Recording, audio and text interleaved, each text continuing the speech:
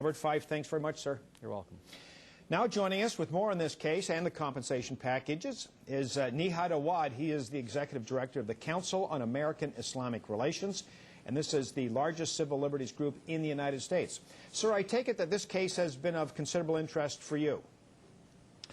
Indeed, yes. And let me applaud the Canadian government for settling this case and congratulate Mr. Arar, his family, and those all who helped him, including our office, CAIR Canada, who took up this case and informed us about it. And we worked on this case here in Washington.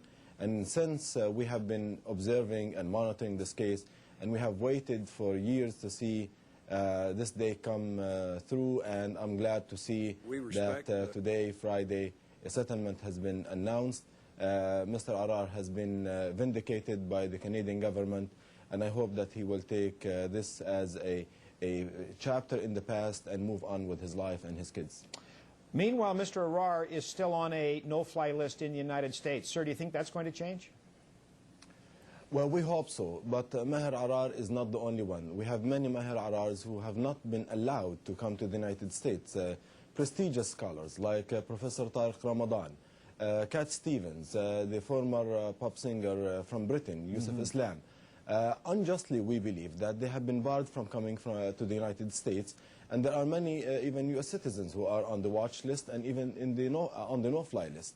And I hope that our government will take a note from the transparency and openness and ability to recognize mistakes that took place in Canada and borrow from this example. And we hope that this will be a message and precedent, and we can learn from what happened in Canada here in the States. When you say, sir, there are many Arar cases in the United States, and there may be others here, why do you think this particular case got the attention it did and the others aren't getting the attention? Well, Maher Arar is fortunate in a way that he had a good legal team, he had a good supportive system behind him, and probably you did not have many examples like this in Canada. However, here in the States, we are overwhelmed with cases like this. Remember, after 9/11, about 85,000 people were forced to register just because they happened to come from certain countries. About 14,000 of these people have been deported, and we believe many of them were deported outside the scope of due process, law, and the Constitution.